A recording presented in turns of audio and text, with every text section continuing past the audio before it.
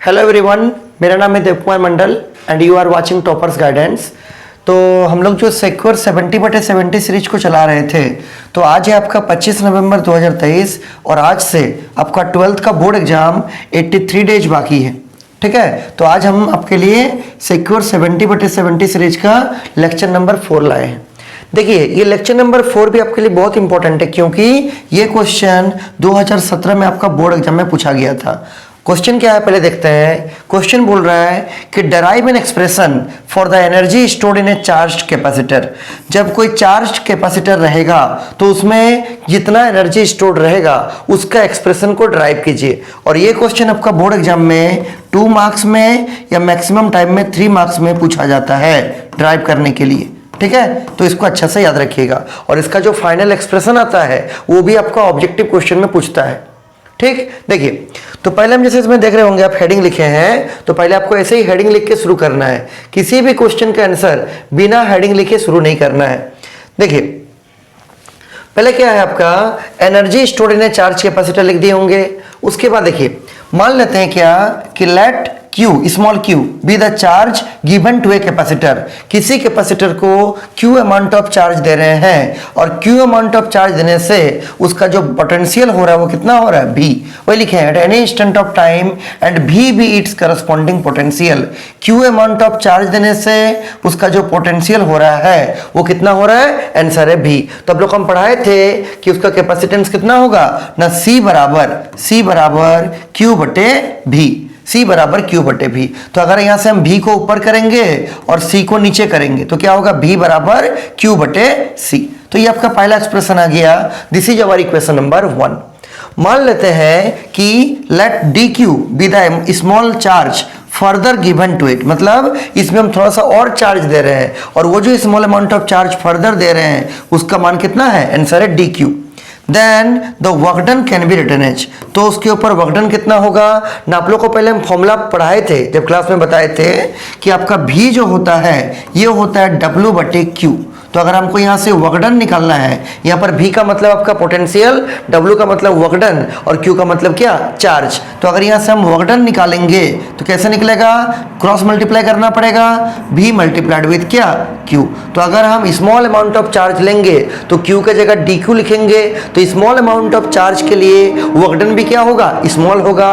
तो यहाँ पर W के जगह क्या हो जाएगा, DW। तो ये देखिए यहाँ पर लिखे हैं कि let DQ be the small charge further given to it. इसको छोटा सा चार्ज DQ भी दे रहे हैं। Then the work done can be written as. Work done क्या होगा, DW बराबर V इंटू DQ। एक्सप्रेशन तो कहां से आया है ना, यहां से V बराबर W बटे Q।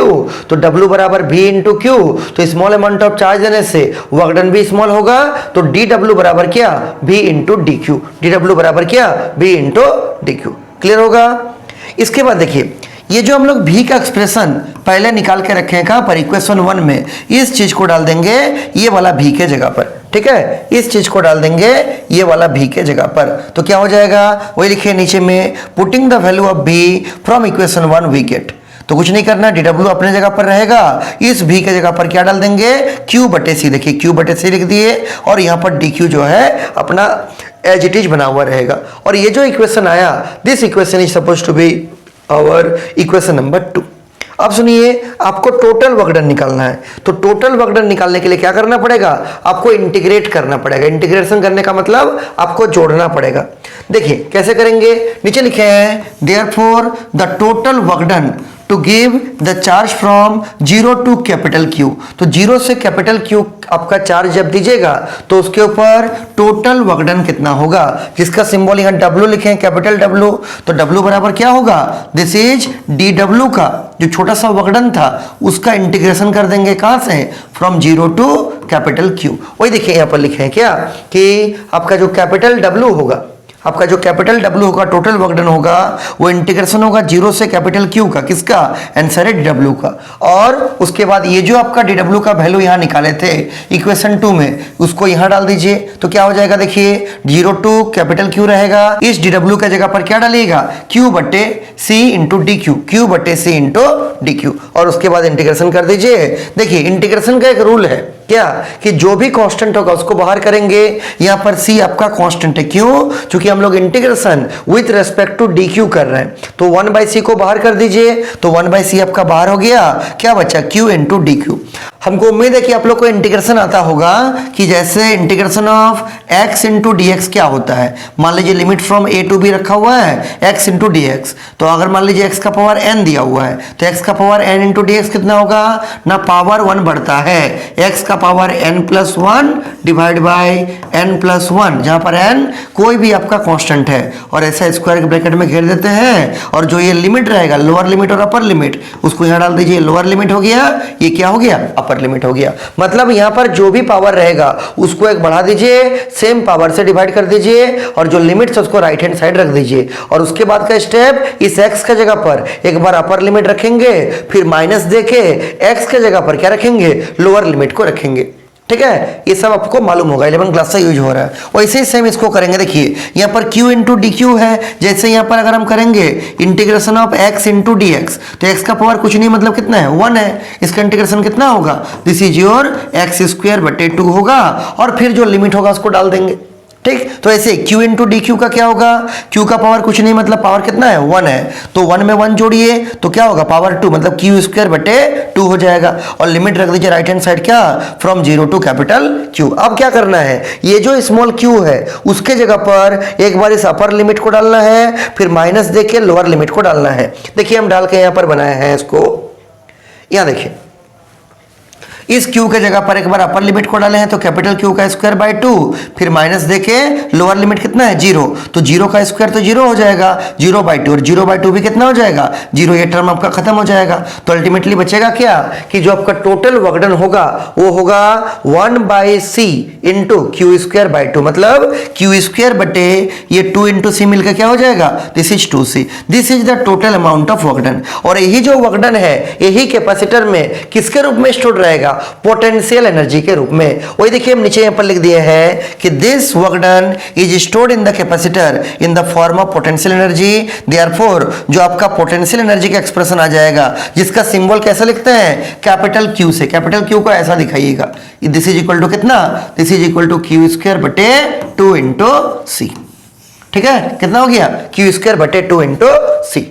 लेकिन यहां देखिए आपको एग्जाम में जब डेरिवेशन करने के लिए देगा तो आप यहां तक निकाल के छोड़ सकते हैं, लेकिन थोड़ा सा इसको और आगे एक्सटेंड कर सकते हैं। पोटेंशियल एनर्जी का इसके अलावा और 2 फॉर्म होता है, वो 2 कौन सा फॉर्म होता है? देखिए हम नीचे दिखाए हैं। तो अगर आपको टाइम का शॉर्टेज है तो आप यहां तक निकाल के छोड़िएगा तब भी काम चल जाएगा, और अगर टाइम है और 1 मिनट 2 मिनट तो आप इसको भी निकाल के उसी के नीचे दिखा दीजिएगा। ये देखिए हम नीचे लिखे हैं कि other forms of potential energy, कि पोटेंशियल एनर्जी का दूसरा और कौन कौन सा फॉर्म होता है। देखिए हम लोग का क्या निकला? हम लोग का निकला है कि पोटेंशियल एनर्जी U बराबर कितना? q²/2 into c। इसी को यूज करते हुए और जो कैपेसिटेंस का बेसिक फॉर्मूला है इस दोनों को यूज करते हुए हम लोग इसका और 2 फॉर्मूला ड्राइव कर सकते हैं। कैसे? सुनिए, हम लोग को मालूम है कि C बराबर Q/V, तो कुछ नहीं करना है, ये जो आपका C है ना, देखिए ये जो आपका C है कैपेसिटेंस, इसके जगह पर इस C का वैल्यू को डाल दीजिए। देखिए वही किए हैं, U के जगह U लिखे हैं, q²/2 एज इट इज लिखे हैं, और इस C के जगह पर क्या पुट किए हैं? q/v। देखिए q/v पुट किए। उसके बाद ये जो V है ये बाई का बाई में है, उलट के ऊपर चला जाएगा, तो q² into v/2 into q, एक टू q से एक टू q कट जाएगा, बचेगा क्या? Half q into v। तो ये जो आपका एक्सप्रेशन आया ये पोटेंशियल एनर्जी का सेकेंड फॉर्मेट हो गया, इसको भी बच्चा से याद रखिएगा। उसके बाद हम लोग इसका और एक एक्सप्रेशन निकाल सकते हैं इन टर्म्स ऑफ C और V। कैसे ना, देखिए यही एक्सप्रेशन का यूज करेंगे, लेकिन इस बार क्या करेंगे? जो हम लोग का Q था ना उस Q के जगह पर पुट करेंगे। क्या? देखिए हम लोग का फॉर्मूला ये है कैपेसिटेंस का कि C बराबर Q/V होता है, तो क्रॉस मल्टीप्लाई करेंगे तो क्या होगा? Q बराबर C इंटू V हो जाएगा। और ये जो Q का फॉर्मूला आया ये जो Q का फॉर्मूला आया C इंटू भी, इसको इस Q के जगह पर डाल दीजिए तो क्या होगा बोलिए, U के जगह U रहेगा, इस Q का स्क्वायर है तो क्या हो जाएगा, Q के जगह C भी डालना है तो C इंटू भी का होल स्क्वायर, और नीचे में जो बाई 2C था वो बाई 2C आपका एज इट इज रहेगा। अब चूंकि ऊपर में C इंटू भी का होल स्क्वायर है तो क्या होगा, C स्क्वायर भी स्क्वायर डिवाइड बाई 2C, एक ठो C से एक ठो C कट जाएगा और क्या बचेगा, यहाँ बचेगा 1/2 और C इंटू भी स्क्वायर, वही देखिए पोटेंशियल एनर्जी आ गया कितना, हाफ C भी स्क्वायर। तो अल्टीमेटली अगर आप बात कीजिएगा तो पोटेंशियल एनर्जी का तीन फॉर्मूला होता है, पहला क्या हो गया Q स्क्वायर बाई 2C, दूसरा क्या हो गया हाफ Q इंटू भी, तीसरा क्या हो गया हाफ C इंटू भी स्क्वायर। इसमें Q और C यूज हुआ है, इसमें Q और V यूज हुआ है, इसमें C और V यूज हुआ है।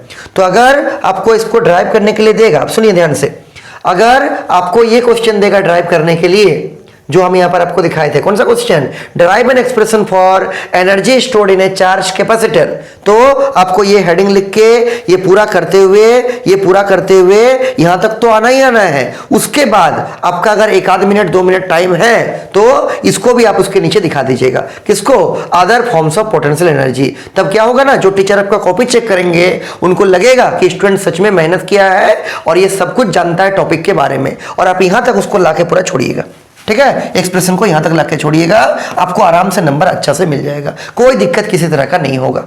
और ये 3 एक्सप्रेशन को आपको ऐसे याद भी रखना है, क्यों, क्योंकि ऑब्जेक्टिव क्वेश्चन में, एमसीक्यू क्वेश्चन में आपका ये तीनों पोटेंशियल एनर्जी का जो फॉर्मूला होता है इसको आपको चुनने के लिए आएगा, बोलेगा इनमें से कौन सा सही एक्सप्रेशन दिखा रहा है किसका, पोटेंशियल एनर्जी का, तो आप उसमें चुन सकते हैं। तो अल्टीमेटली मतलब ये है कि आपको ये पूरा क्वेश्चन अच्छे से प्रैक्टिस करना होगा।